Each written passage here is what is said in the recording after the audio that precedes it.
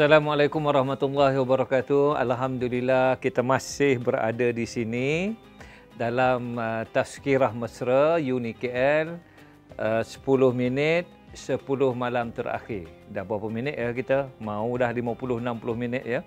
Mudah-mudahan ada ilmu yang bermanfaat. Tuan-tuan, pernah tak kita terjaga pagi? Pukul 3 pagi ke, pukul 4 pagi ke, terjaga macam tu kita terkelip.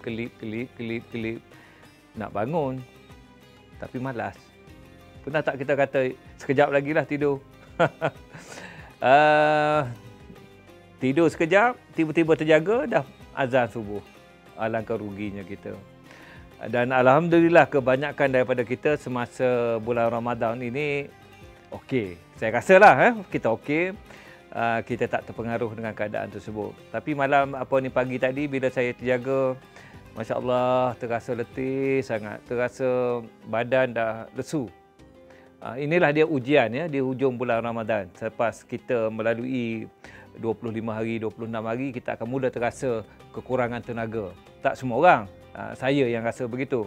Tambah-tambah lagi bila kita berpenyakit.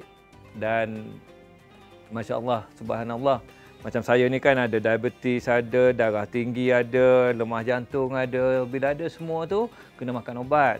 Kadang-kadang obat ini juga mempengaruhi kita, mempengaruhi cara hidup kita, mempengaruhi kekuatan diri kita. Jadi saya terbayang, saya nak baca sikit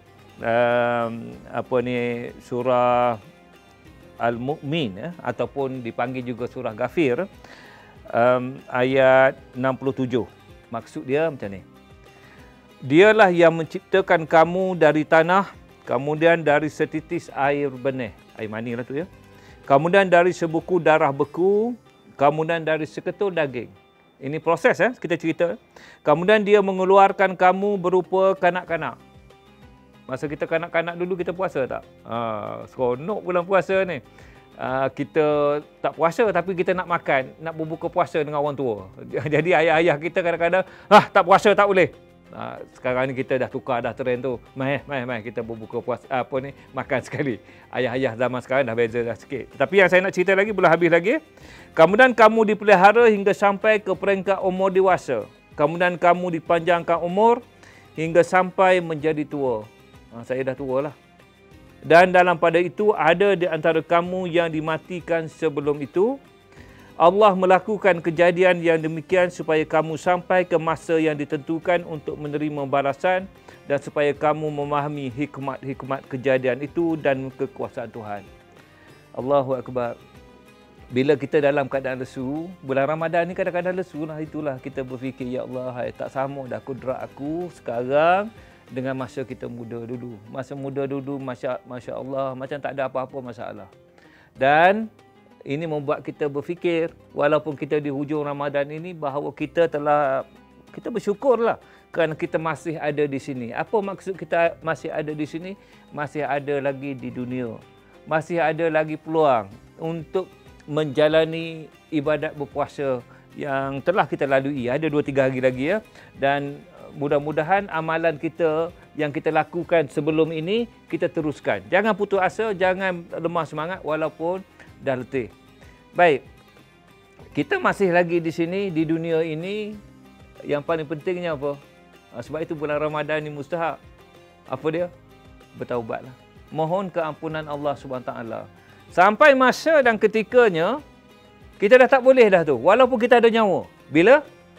Nyawa dah sampai ke kerongkong. Bila dah sampai ke kerongkong, engkau nak minta ampun dengan Allah pun dah tak terima dah. Ada orang, ini diceritakan ya, bila dia dah meninggal besok, dia dah masuk di alam kubur, dia dah dibangkitkan di padang mahsyar besok, dia minta dengan Allah, ya Allah balik, aku nak balik semula, boleh tak bagi aku balik semula? Aku nak buat apa? Dia nak buat amal kebajikan, dia nak sedekah rasanya saya ya.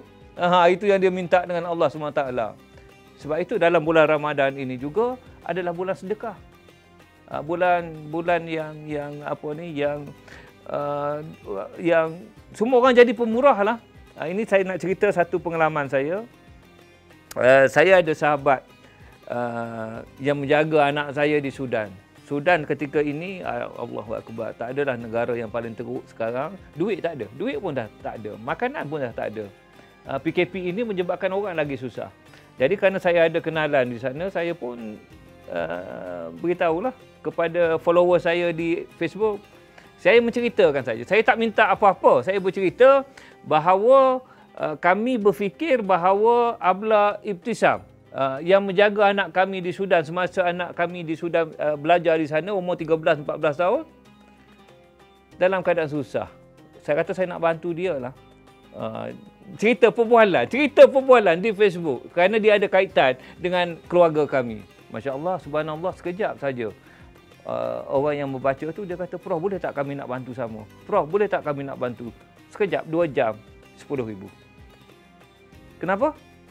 Di bulan Ramadan ini adalah bulan orang memang lembut hati. Allah bagi lembut hati. Kita jangan lawan perasaan lembut hati itu. Kita kena terima lembut hati itu. Kalau rasa nak sedekah, sedekahlah. Rasa nak buat amal ibadat, nak bersungguh-sungguh, buatlah.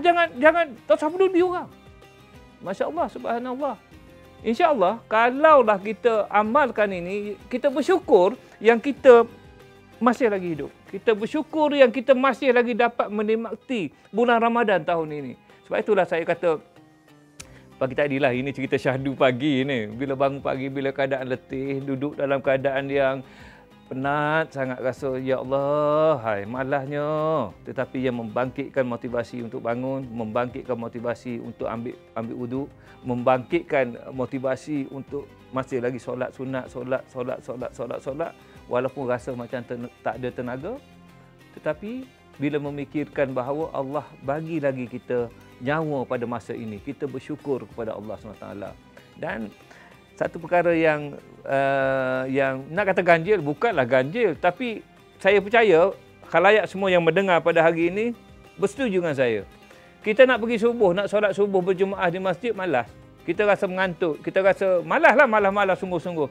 Tetapi bila kita dah pergi solat sunat 2 rakaat, tuan-tuan, apa ganjaran dia solat sunat 2 rakaat selepas azan tu? Dah terlintas tu. Ganjaran dia dunia dan seisinya. Ya Allah, 30 Ramadan, 30 hari bulan Ramadan, azan saja, solat sunat 2 rakaat, 30 dunia. Dah tu ganda pula 10 kali. Tak usah kira lah, banyak sangat. Tak payah kira. Tetapi kita tahu Allah tu Maha Pengasih, Maha Penyayang. Baik, balik semula. Bila kita dah pergi ke masjid, dah pergi ke surau, kita semayang, kita solat sunat 2 rakaat, kemudian kita solat berjemaah.